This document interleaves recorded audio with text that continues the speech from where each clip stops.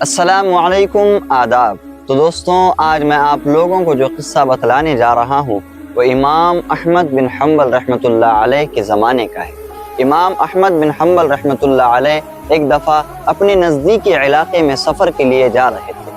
آپ نے کسی خادم کو ساتھ نہ لیا اور اپنی گٹھڑی اٹھا کر سفر پر روانہ ہو گئے۔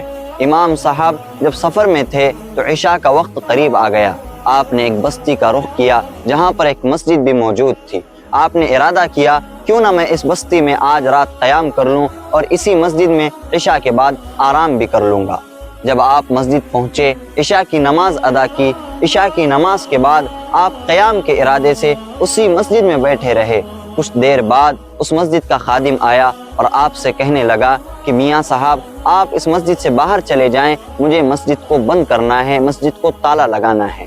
آپ بڑے حیران ہو گئے اور دل ہی دل میں سوچنے لگے، یا اللہ، مجھ سے ایسی کیا خطا ہو گئی جو تو مجھے اپنے گھر سے باہر نکال رہا ہے۔ کچھ دیر کے بعد اس خادم نے پھر دوبارہ کہا کہ میاں صاحب، آپ کو سمجھ نہیں آتی میں کیا کہہ رہا ہوں، آپ مسجد سے باہر نکل جائیں۔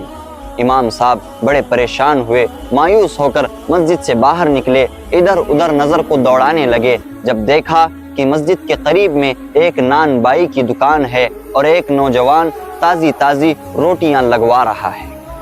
آپ نے دیکھا کہ نوجوان بڑی محنت کر رہا ہے اور دیکھنے میں ایماندار بھی لگ رہا ہے۔ آپ اس کے قریب گئے اور پوچھا، اے نوجوان، کیا میں آج رات تیرے اس تندور کے پاس گزار سکتا ہوں؟ کیونکہ بڑی سردی کا موسم ہے اور مجھے اس تندور سے کچھ گرماہٹ مل جائے گی اور میری رات بھی گزر جائے گی۔ جب آپ رحمۃ اللہ علیہ اس تندور کے پاس گئے اور اس نوجوان سے پوچھا تو اس نے آپ کو اجازت دے دی اور آپ تندور کے قریب ہو کر بیٹھ گئے۔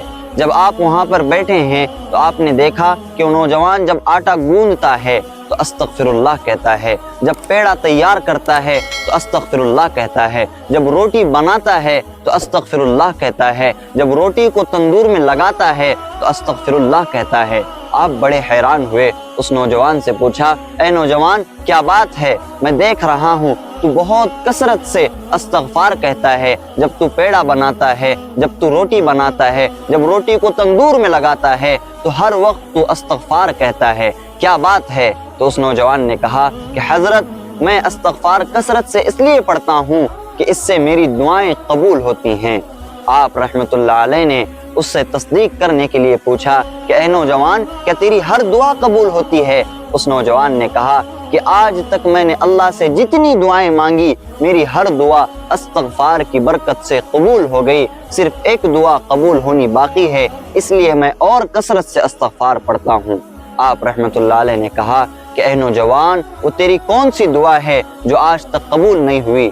اس نوجوان نے کہا کہ میں نے سنا ہے ایک بہت بڑا اللہ والا ہے، فقیہ ہے، جس کا نام امام احمد بن حنبل ہے، میں ان کی زیارت کرنا چاہتا ہوں، لیکن اپنے کام میں اتنا مصروف ہوتا ہوں کہ میں ان کی زیارت کرنے کے لیے نہیں جا سکتا، تو میں نے اللہ سے دعا کی ہے کہ یا اللہ، تو اپنے اس ولی کو میرے پاس بھیج دے تاکہ میں اس کی زیارت کر دوں۔